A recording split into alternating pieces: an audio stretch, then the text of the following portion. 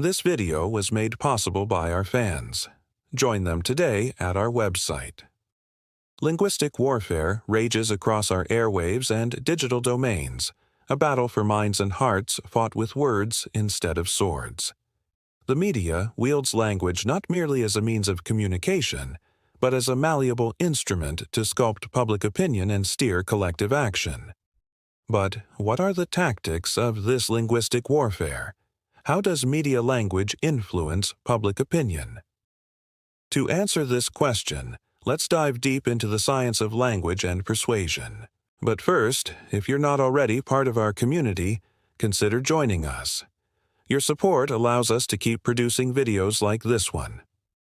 As we delve into this topic, two critical questions arise. Why should we care about media language, and how can we better understand its impact on our perceptions? Our relationship with language goes beyond mere communication. Language is the scaffolding of thought, the very architecture of our understanding. As philosopher Ludwig Wittgenstein noted, "The limits of my language are the limits of my world." This highlights the profound influence language exerts over our worldview, shaping what we perceive, how we think, and ultimately, how we act. In the context of a socio-political landscape, media language holds particular significance. Media outlets, through their choice of words and narrative framing, have the power to shape public opinion, sway electoral choices, and even influence policy decisions. Their language doesn't just inform, it often persuades, sometimes subtly, sometimes not so subtly. To comprehend the tactics of this linguistic warfare, let's turn to some key concepts from critical discourse analysis, or CDA. One pivotal concept from CDA is framing, which refers to the manner in which media selectively emphasizes certain aspects of an issue while downplaying others. This framing often serves to highlight specific aspects of a story or event to support a particular narrative or perspective. For example, referring to protesters as rioters or thugs frames them in a negative light, potentially eliciting a harsher judgment from the audience compared to using more neutral terms like demonstrators or protesters.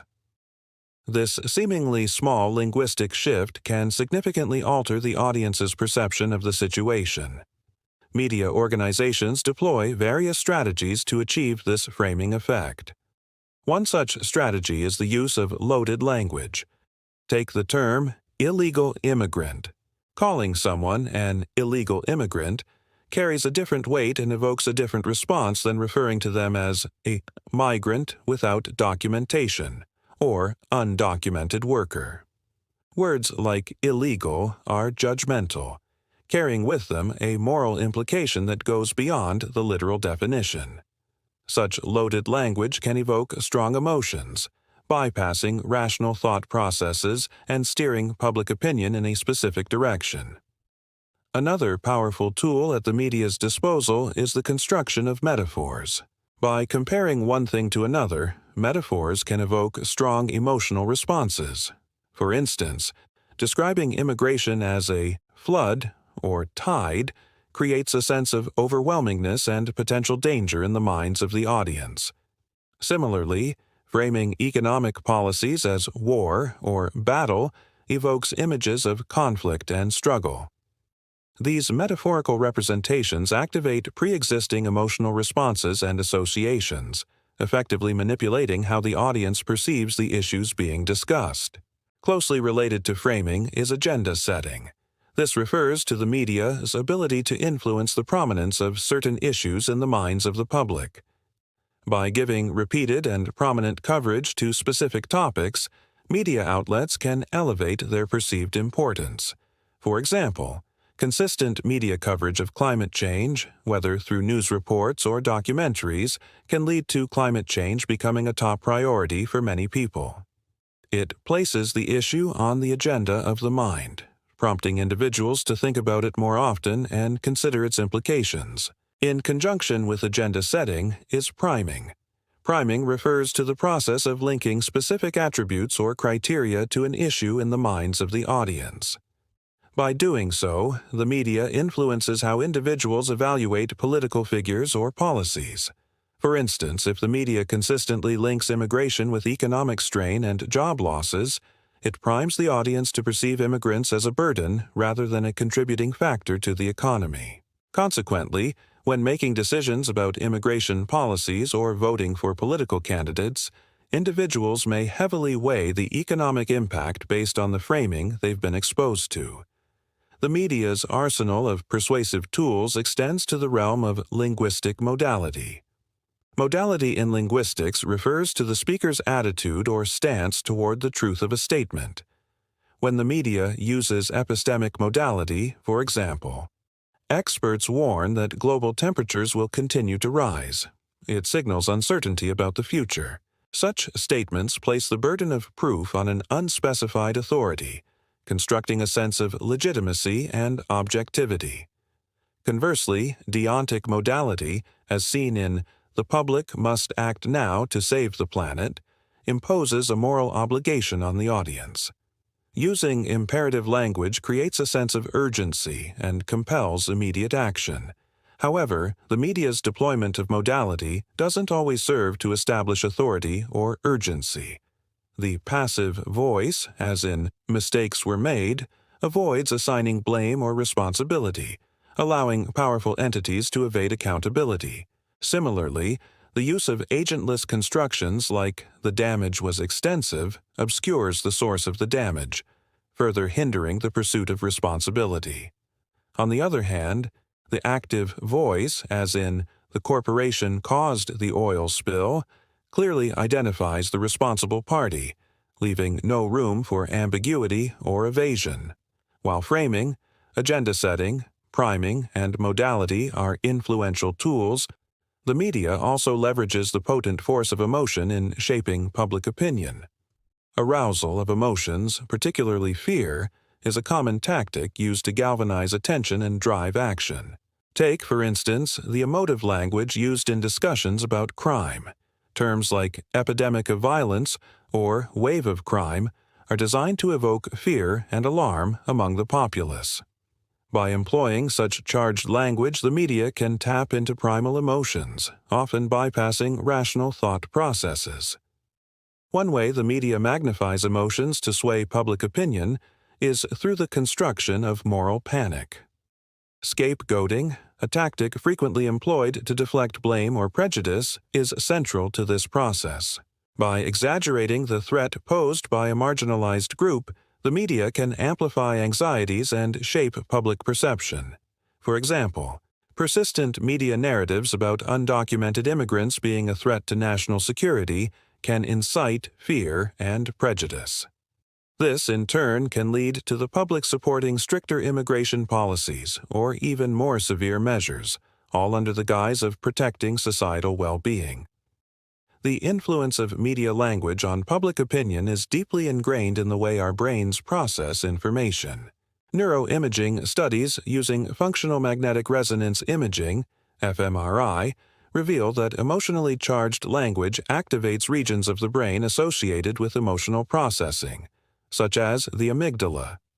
This suggests that emotionally laden terms bypass rational scrutiny and exert a direct influence on our decision-making processes. To further comprehend the underlying mechanisms, we can delve into the realm of cognitive linguistics. Central to cognitive linguistics is the concept of conceptual metaphor.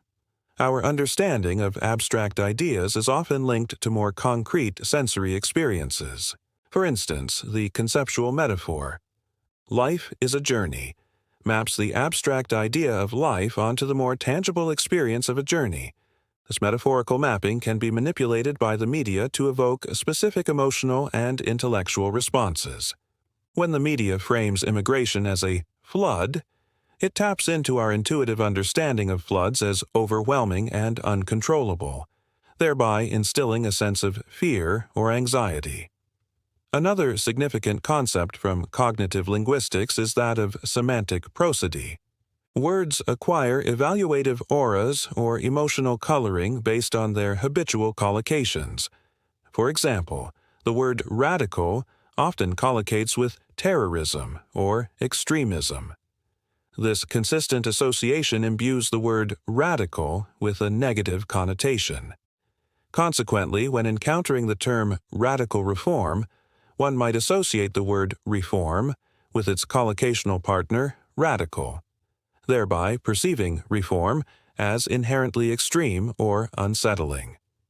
To illustrate the intricate interplay between language, cognition, and persuasion, let's examine a real-world case study. The COVID-19 pandemic witnessed a myriad of framings employed by media outlets. Consider two contrasting framings. The first, which dominated much of the early pandemic coverage, employed a war metaphor. The virus was an enemy, and healthcare workers were frontline heroes battling an invisible enemy. This framing evoked a sense of unity, sacrifice, and courage in the face of adversity. In contrast, another framing, more prevalent in certain segments of the media, emphasized the economic impacts of the pandemic. Statements like "lockdowns cripple small businesses" shifted the focus from public health to financial losses. This economic framing likely resonated with individuals who were experiencing the closure of their favorite restaurants or the loss of their jobs. Different framings activated distinct public attitudes, from compliance with lockdown measures to support for reopening or even anti-lockdown protests. As we conclude this exploration into media language and its influence, several critical questions arise. How can we, as individuals, better protect ourselves against subtle linguistic manipulations? And what ethical boundaries should be established to ensure that the power of language isn't misused? Recognizing the pervasiveness of framing effects and other linguistic influences is the first step toward media literacy. Understanding the tactics of agenda setting, priming, and emotional appeals equips us to critically analyze the information we consume. By recognizing loaded language, questioning the motivations behind specific word choices, and being aware of our own emotional biases, we can start to see beyond the surface of media messages.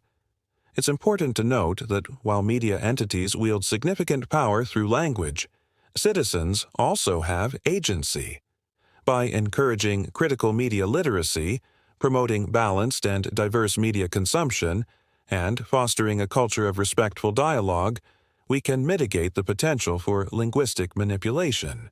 The responsibility lies with both the media and the audience. The media has an ethical duty to use language responsibly and transparently, while citizens must be equipped with the tools to critically analyze and navigate the linguistic landscape. This video was made possible by our fans. If you'd like to support us, you can join them today at our website. Your support allows us to keep producing engaging and informative content on important topics like this one. Additionally, you'll gain access to exclusive perks such as early access to videos, blooper reels, and more. Consider joining our community today and let us know what topics you'd like us to cover in the future.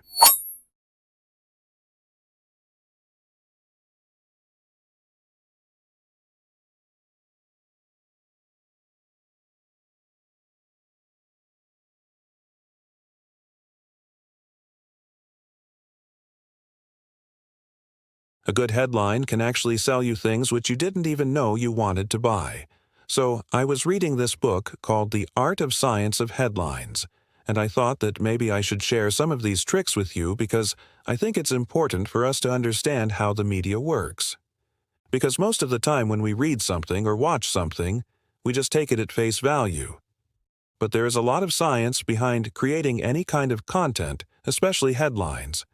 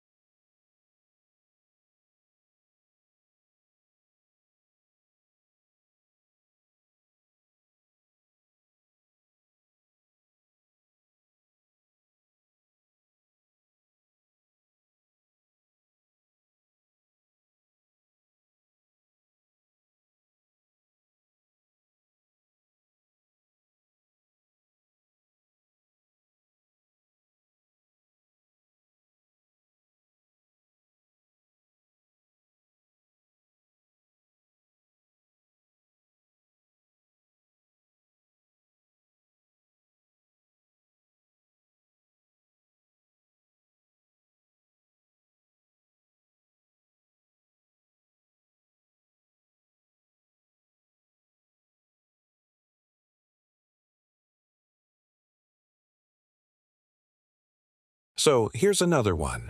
Discover the secrets of a happy marriage. Strong verb, discover. What is the benefit? You will discover the secrets. Who is the audience? It's addressing you, the reader. And there's also specificity. You are discovering something specific, which is the secrets of a happy marriage. So basically, if you want to write good headlines, you have to keep these four things in mind. Now, while writing headlines, journalists follow a 6-step formula.